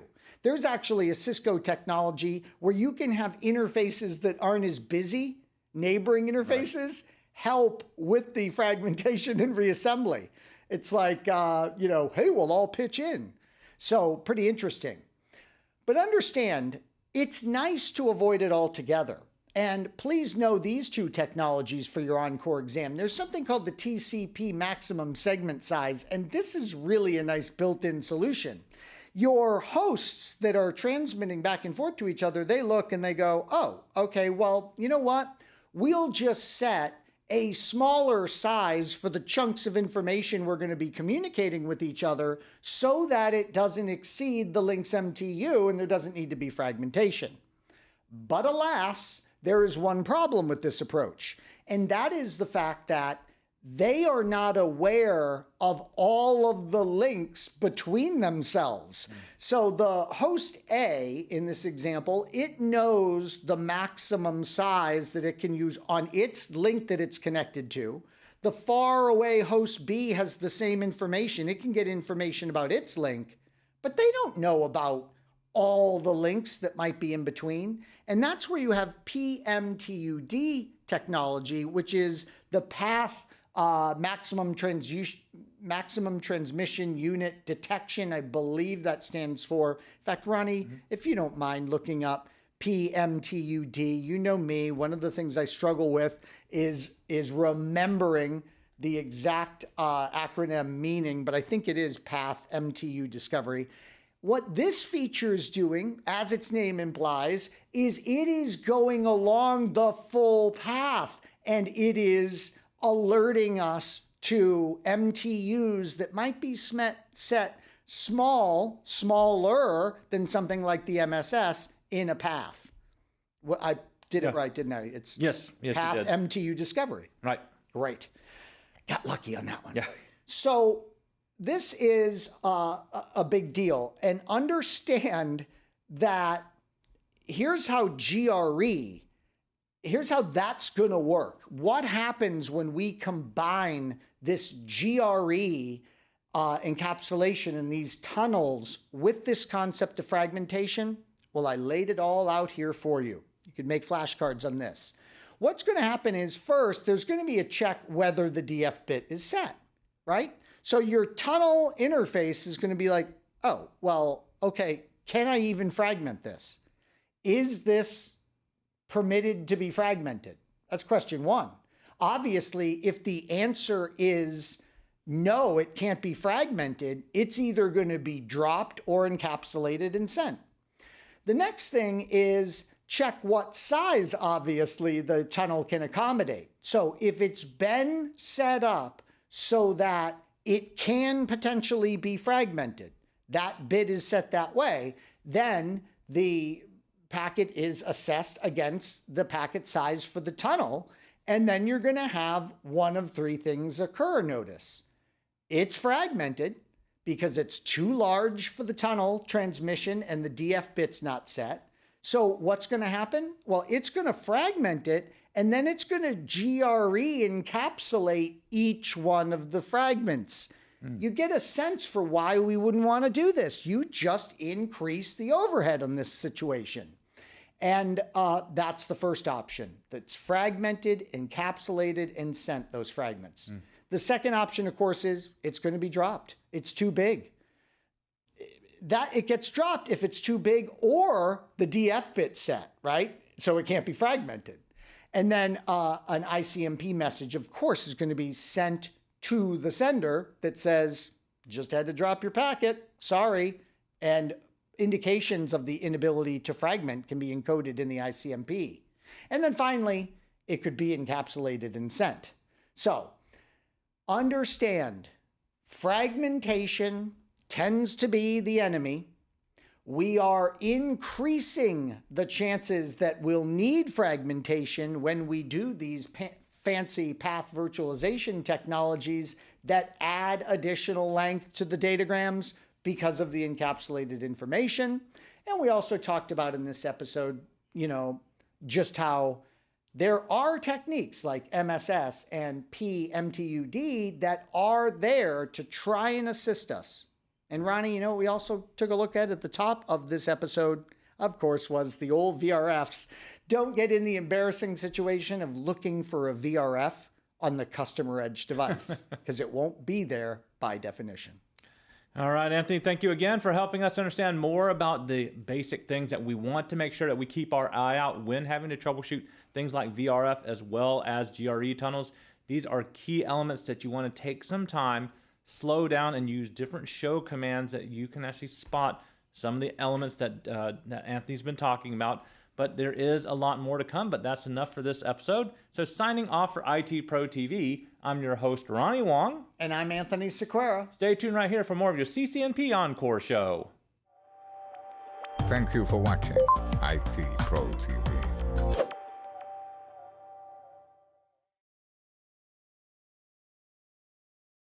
We're about to take a look at some virtualization technology that's called Lisp. Well, what is this about? Find out next right here on IT Pro TV. You're watching IT Pro TV.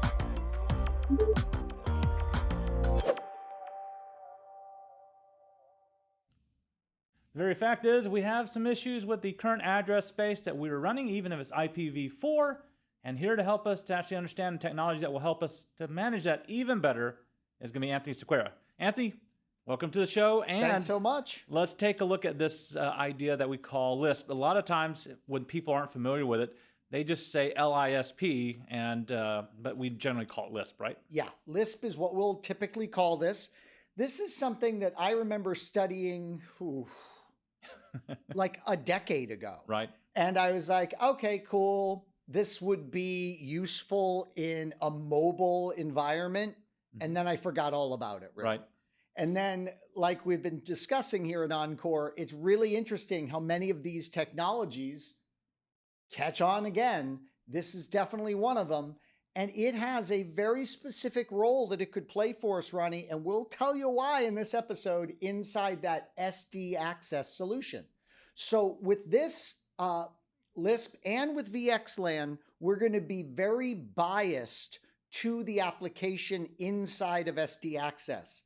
Keep in mind, there's other great utilizations of these two technologies, but remember, we have the bias on SD access because that's one of our major topics inside of our Encore show.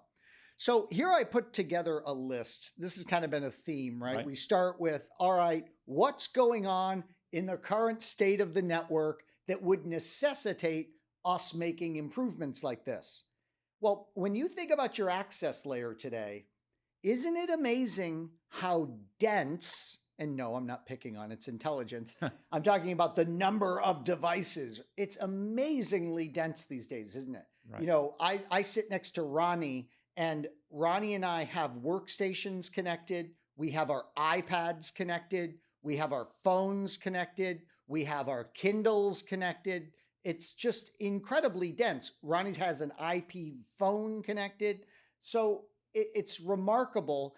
And Ronnie and I are running all over this facility with these laptops, going from studio to studio, meeting room to meeting room, break room. Sometimes we'll bring the laptops. So we have that mobility. We have the desire to segment. Oftentimes you'll take your, research and dev team and you're like, okay, I don't care where they go in this enterprise. They need to be in their kind of quarantine segment with the stuff they run on their laptops.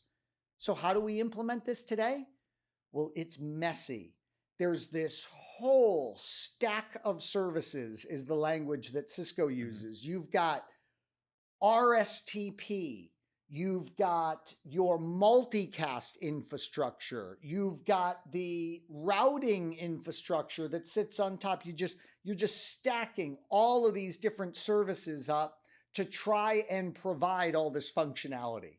So enter the SD access solution, and we've discussed that with its concept of an underlay and an overlay. Okay, let's talk about the underlay for a minute. It turns out that this is where we don't need a new technology like Lisp. No, the underlay begs for the traditional, what we call push model of information sharing, and that's a routing protocol. Notice that's the recommendation, not a layer 2 like RSTP, because we know that's going to have links that aren't utilized. Let's get all of the links active in the underlay by going with the routing protocol. Something like ISIS is a great idea. We mentioned this in our SD Access show because it's very flexible when it comes to carrying different traffic forms. Remember, intermediate system to intermediate system is like, I don't care what you want me to carry. IPv4, IPv6, doesn't matter. It's built very much like BGP was built in that it is multi-protocol right out of the box. Now, as we continue to go through this, and you just used a term that maybe we might not be familiar with, the idea of that push. So an example of a push for us, if we were running something like OSPF, is that we see those announcements as we form adjacencies and they're pushing the idea of the routing updates out. That's right. And Ronnie, we can deal with the push paradigm in the underlay because think about the underlay. It doesn't change that much. Right. There is not a lot of changes occurring in the underlay. I mean, think about it. There should be none. Right. Really. You're setting up the gear, you're setting up the subnets, and it's done. So you have something like intermediate system to intermediate system, which is helping you, route the traffic and stuff, but it's just very, very stable. There isn't, we need to add 10 new subnets every Friday. Those kind of frequent changes aren't taking place. So that push model, that underlying routing protocol, great for the underlay. Now let's move to the overlay, right, because things all of a sudden change dramatically based on what we were discussing at the top of this episode. We have all of these gadgets, many of them on our person, and we are moving all around. Oh my goodness, there is a ton of change that we want to accommodate in the overlay. So we need a new model, a new overall approach, and this is where a pull situation is going to be much more effective. The common analogy here for what we're going to do in the overlay with Lisp, and I really like this analogy, it's rock solid, is DNS. Okay. Think about DNS where you're like, hey, where's www.itpro.tv? Where is that? And DNS goes, here it is. We are going to use that type of a pull model with our tracking and our location information for all of these densely populated endpoints. So we want a mapping protocol, not really a routing protocol here in the overlay. And Lisp, with some modifications that Cisco has done, becomes the ideal solution. Think of it as a simple, really fast database of endpoints. That's really what we're dealing with. Yeah, so this is kind of neat in the very fact that most of us who come from the CCNA, we probably haven't heard the term push or pull model like using with routing protocols. We just tend to say, they're updating, they're talking to each other, They're doing this kind of thing. So when you talk about a pull model, what we're saying is we're not really doing that. We're actually going to request it when we need it, just like DNS. That's right. To make that connection. So to a point that's a little bit less noisy. Is that? Yes, very much so. Yeah, you're going to see how remarkably efficient this is. Yeah. Yeah. Yeah. So in that sense, when we start doing this, how does Lisp then fill in the gaps and do what we need to? Yeah. Ronnie, let's take it step by step. Let's really break this down. This is how. It's funny because it's like, this show's going to be 30 seconds long because this is simple by design. It's a beautifully simple thing. The host right here connects to the access layer. And these devices are Lisp capable. We make sure that we have Lisp as the overlay technology. So this device that it attaches to, we give the lowercase x, capital T, capital R verbiage to. That is a Lisp tunnel router. Right. I love how it's funny. We use the router term there, even though this is an access layer device. It's certainly like a switch, but of course we know we're pushing layer 3 routing intelligence right to the edge. And what's really funny about that is we're not routing here, we're using Lisp, which isn't dependent on the routing table. But anyways, just bear with me on the language. It's the XTR that says, oh, hello there, little host. And by the way, we can make sure there's security here. Remember, we can have the identity service engine ensuring that this laptop is permitted to join this network. So this honors security. So it says, oh, okay, let me go ahead and register you with the Lisp database. Now, notice I have MAC or IP here, Ronnie. We could be doing this in a layer 2 design. Then we would be grabbing MAC address. But what is much more common, as we've emphasized, is we deal with layer 3 right to the edge. And so we grab the IP address of that device, and then it takes that traffic, it takes that registration, and it sends it up here to the Lisp mapping database, which exists on this device upstream. So what we have is a map register entry, and it has an EID, endpoint identifier, I believe, and then an RLOC. If you could tell us what that stands for. Router location. Router location. I always just call it the RLOC. So in this map register information, we have the IP address and the VNI. That's the virtual network identification. That's the VXLAN info. So you see it's IP address and the VXLAN info. And then the RLOC is the IP address of that Lisp tunnel router. So there's this information in the mapping database of where that host is. And guess what? To make this lightning fast, even though it's already super fast, you have a map caching that can take place. So it's like, oh yeah, where's that endpoint? It's right over there off that device. And I can tell you right out of my cache. But this is where it gets even more exciting. What happens when we have a move?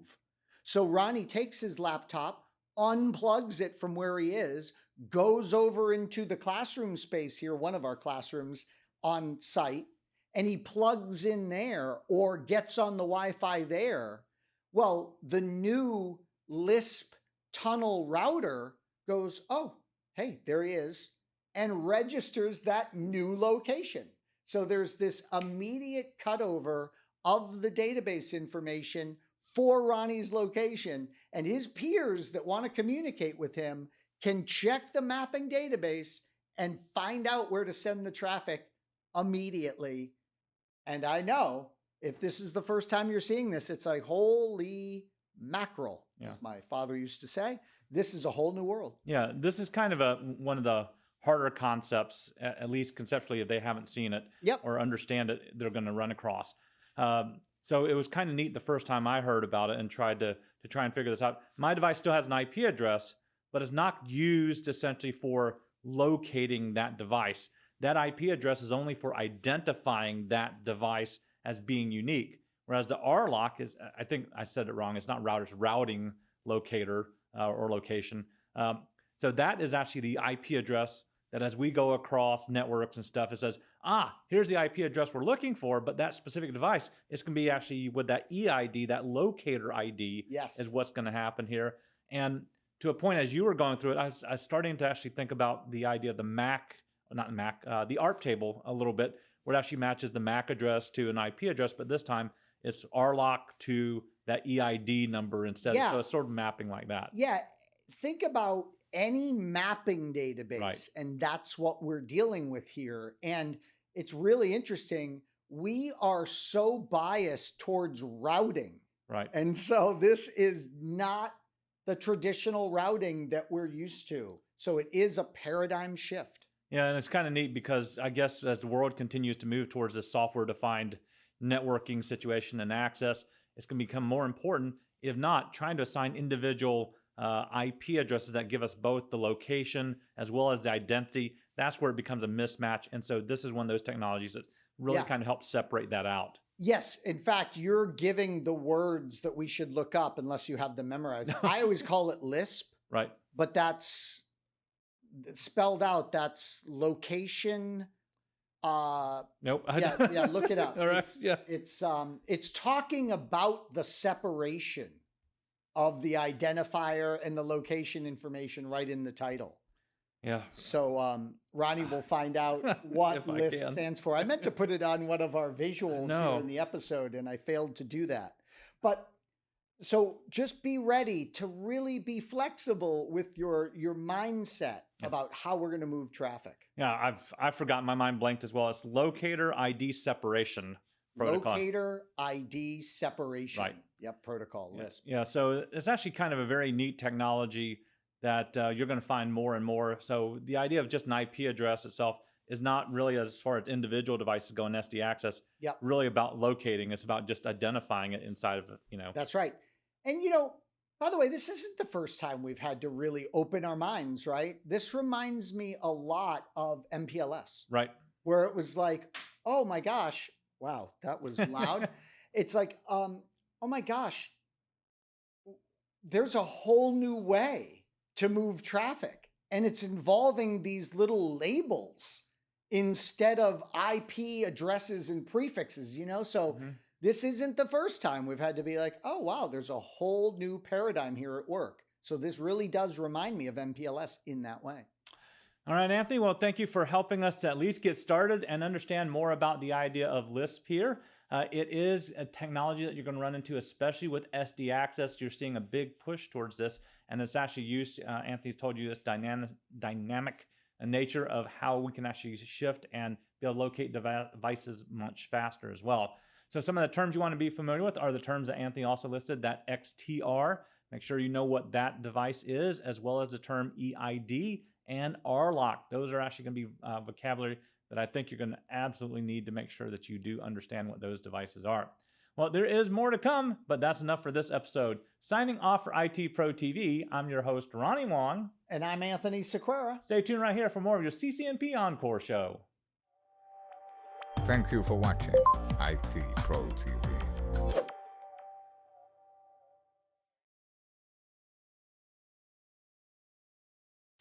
We've already taken a look at Lisp in another episode, but we do need to go over some of the different architectural components, so let's go ahead and get started right here on IT Pro TV.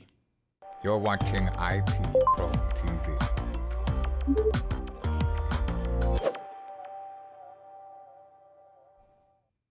That's right, we are jumping into Lisp architectural components, and we actually have Anthony Sequeira here to help to remind us about Lisp, as well as a lot of these different moving pieces. So Anthony, as we get started here, we did go over Lisp. We did talk about its basic nature, but we also have a lot of terminology that we need to understand. So where are we going to begin? We really do. I mean, we need to, I would recommend that our students create flashcards. That is a great idea. I'm creating some for you up at the cram.com site, as I shared with many of you on our YouTube channel, or I think it was my personal YouTube channel, whatever. This is an area where flashcards are really going to help you. There is a lot of architectural components when you break it down. But I got great news, Ronnie. There's not as many as you think. Right. Let me start walking you through them, everybody, and you'll see that it's really not that bad. First of all, some review. We have our endpoint identifiers with Lisp, or EIDs. These are, surprise, surprise, IPv4 or IPv6 addresses, really. That's the endpoint identifier that we are interested in with our client devices in the SD Access environment. We have Lisp sites, which are collections of our Lisp routers and our endpoint identifiers. If we're in a small enterprise, it might be one Lisp site we're dealing with, but there certainly could be many Lisp sites in a larger enterprise. Now, when Lisp endpoints go to communicate from site to site, there needs to be an encapsulation that takes place of that information to move it through the Lisp environment properly. And that's where we have ITRs, Ronnie. We did not talk about these when we initially presented the Lisp material. The ingress tunnel router is where you have the encapsulation of the packet as it is going from one site to another Lisp site. Now, notice the key here, Ronnie. It's Lisp site to Lisp site. Right. The egress tunnel router, or ETR, is going to de-encapsulate packets before they go into the Lisp site. So you just imagine this. You have the ingress doing the encapsulation, and then you have the egress doing the de-encapsulation, and that makes perfect sense as you're moving from site to site. Now, if I try and bring this back maybe to an analogy, and tell me if I'm wrong here on this one, it sounds like VLANs, right? It's a lot like that. Yeah. So Yep. I know it's not exactly, but it's the idea of encapsulation, and then on the other side it reads it and decapsulates and puts it where it needs to go. Ronnie, it's like a trunk link almost. Yes, I love it. And another analogy I wanted to point out, maybe not an analogy, but another commonality that you see a lot of times, Ronnie, is that there's edge devices, right, that are doing all the work. Mm-hmm. You know, it reminds me of MPLS. Right. You've got your edge devices in MPLS that are doing all the work, and the lucky devices in the middle, they're just like, do. That's the first time I've ever done that dance in the studio. Hopefully it's the last. Yes, that was like Cotton Eye Joe, I think. And I just hurt my knee doing that. It really stinks to be 50. All right, so I love it, Ronnie. Yeah, this isn't that hard, okay? The first time you look at it, the first time I looked at it, I was like, what? Now watch this. It gets even easier because remember last time we discussed Lisp, we mentioned the lowercase x and then the capital TR, and we said that was a tunnel router. That's an umbrella term for all of your ITR and ETRs. So see, that's like not a new concept you got to learn. That's a way to describe all of those ingress and egress tunnel routers. It's like a catch-all, and we looked at that term last time. Now, these are two new terms, and I want you to pay attention to these. Hint, hint. So we've got the proxy ingress tunnel router, and we've got the proxy egress tunnel router. This is easy. Anytime you see the word proxy, it means like working on behalf of something else. The something else here is non-Lisp sites. So when we have to interact with sites that don't understand Lisp, we have a proxy ingress.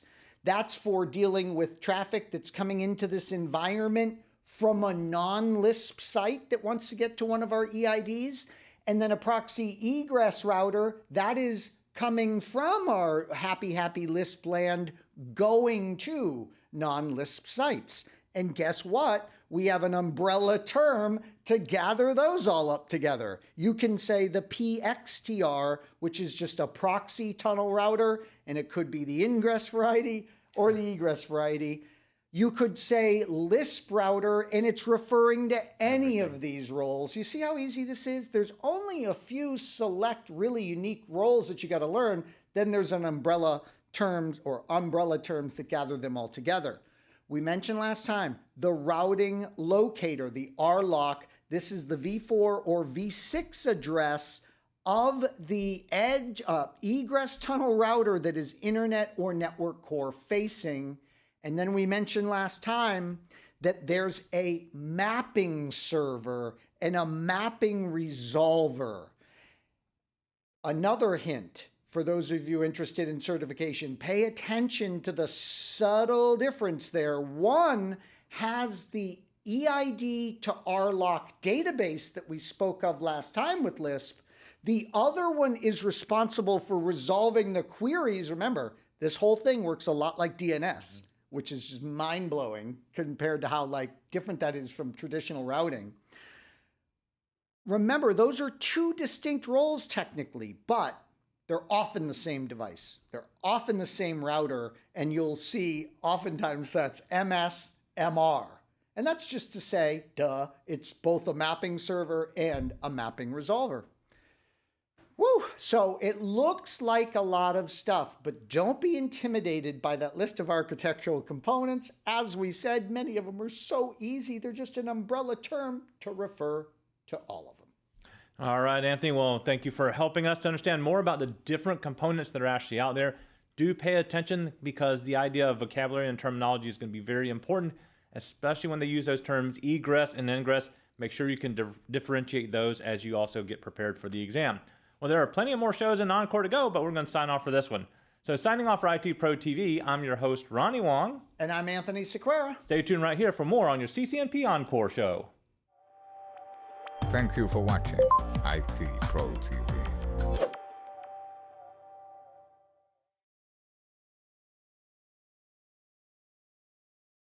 How many VLANs do you need? Do you need more than 4,096?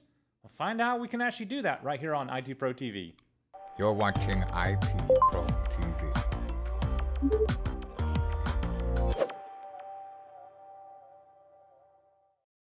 Hello, we are taking a look at VXLANs as we continue to move forward through CCNP Encore, and here to help us to understand what it does and how we get more than 4,096 VLANs, Anthony Sequeira. So Anthony, VXLANs, it looks like that they just kind of took 4 letters and made it into 5, but there's more to this, isn't there? Yeah, there really is. You know, when you first look at this technology, you're like, oh, cool. Yeah. We broke the barrier on the number of VLANs we could have. But that's really an interesting benefit because many people say, well, 4,096 was more than I ever needed anyways. Right? They're not thinking in terms of like a cloud provider who would really be running out very quickly. But even that aside, in this episode, we'll have a bias once again towards VXLAN as it would show up in SD Access. And we're going to realize, oh my gosh, just like Lisp, this is fulfilling some really cool functions for us in an SD Access environment. To get started here, first of all, let's do a little bit of a review. When we talk SD Access, we were talking about a control plane layer. And we really like to consider Lisp at the control plane layer, making sure that the endpoints that are moving all around can be found. The data plane layer, really we envision that as dominated by VXLAN, which we're about to talk about. Then you'll often see the literature talk about a policy layer, Ronnie, and they'll use CTS. That's Cisco's TrustSec. So when we talk about those 3 technologies in SD Access, the Lisp, the VXLAN, and the Cisco TrustSec, understand that we're going to be breaking all those down for you, and TrustSec is included. It's just that TrustSec comes much later in these episodes as we're going in order of the official Encore blueprint. So please, don't forget, Cisco TrustSec is a big part of this, and we will get to it for you. All right, now that we've reviewed some of these key technologies that are inside of the SD Access solution, let's talk about our old school methodology for a moment of VLANs. We know it's a layer 2 thing, Ronnie, and we know that this device right here, see my giant cursor? I was trying to. Oh yes, I do see that. Giant cursor. So that's as big as the Mac would let me go. I would have gone bigger if possible.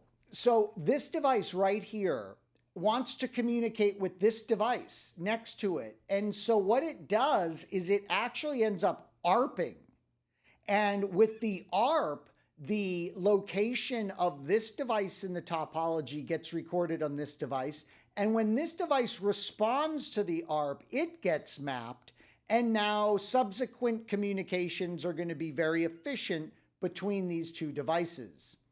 I started with this story, this review, because VXLAN is actually going to act a lot like this.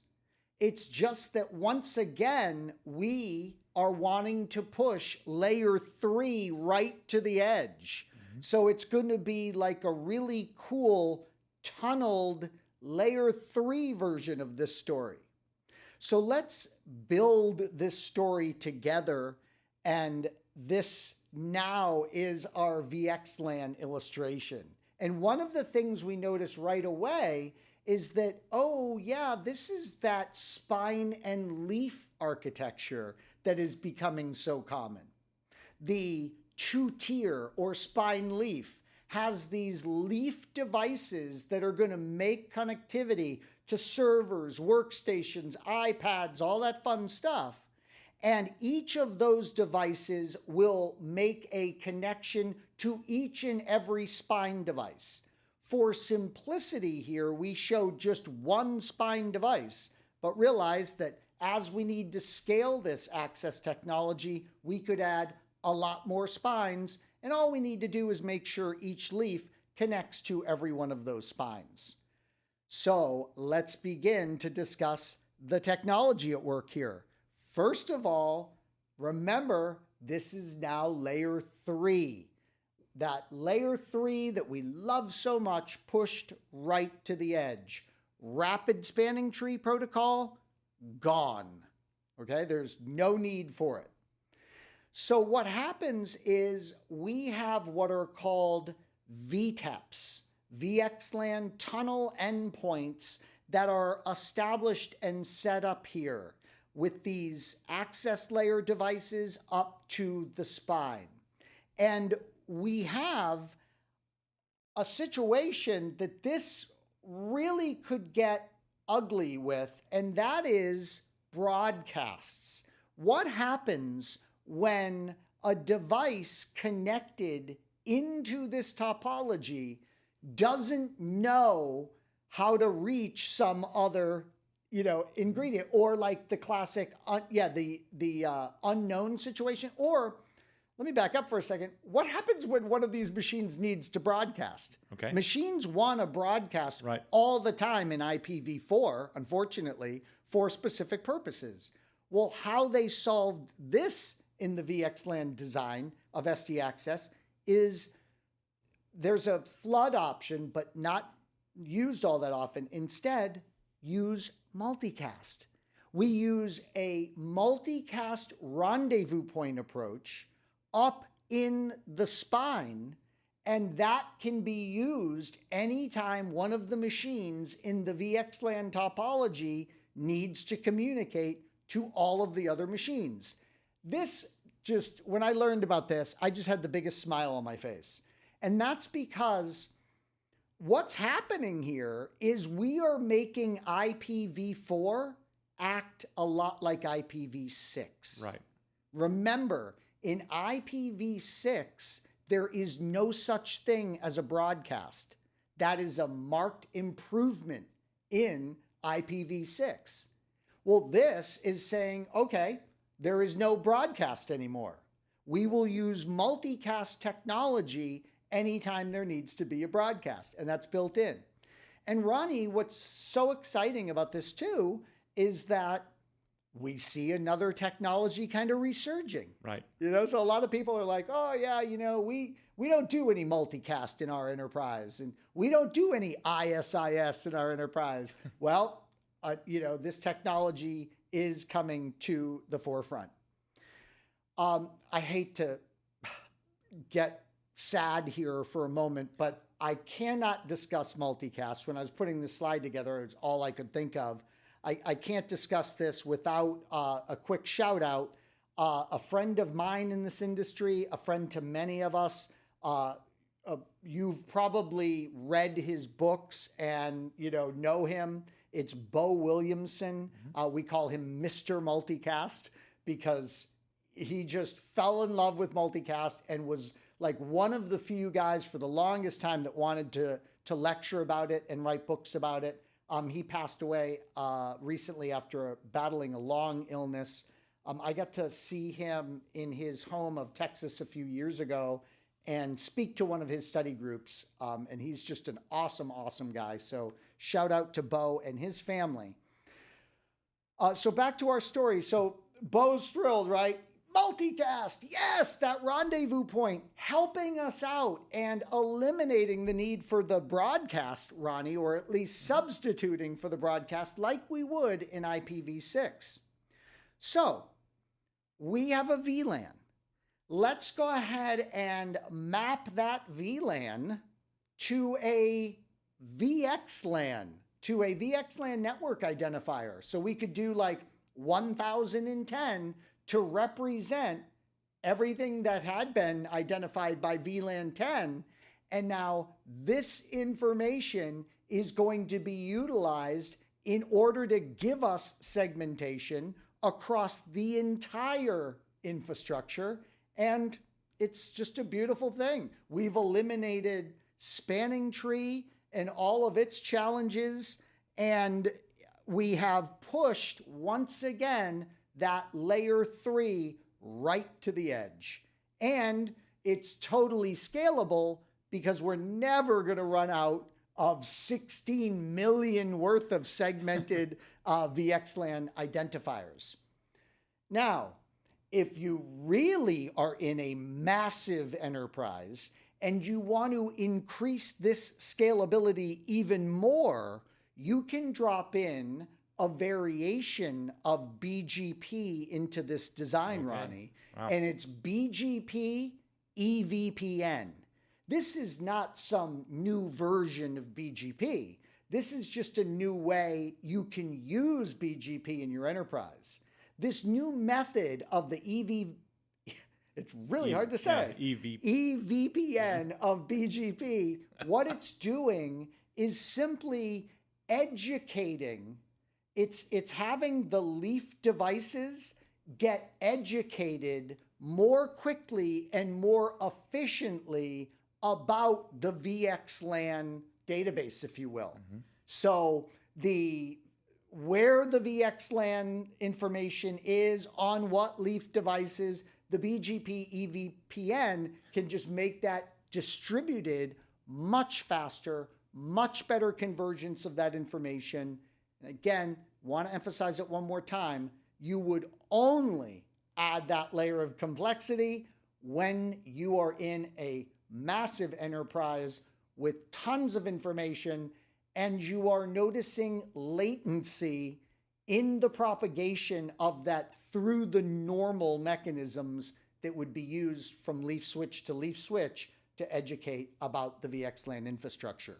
So that's the story of how VXLAN went from solving one problem of, gee, we need more VLAN identifiers into really morphing into this way in which we can very easily segment and once again, push layer 3 right to the edge. Now, before we kind of wrap up everything, we did have a particular question from a live audience member of ours. That's awesome. So Ryan asked, will the host devices know to look for multicast instead of actually doing a broadcast? So are they already automatically added into a multicast group? That is absolutely correct. And great question. So yeah, the hosts, all of this is transparent to them. Yep. All of this is transparent to them. No special intelligence or configuration on them whatsoever. They're doing their broadcast and the edge leaf device goes, ooh, broadcast frame. I know what I got to do with that. And it transparently does the multicasting. All right. Well, thank you, Anthony, for helping us understand a little bit more about the nature of VXLANs as we have it.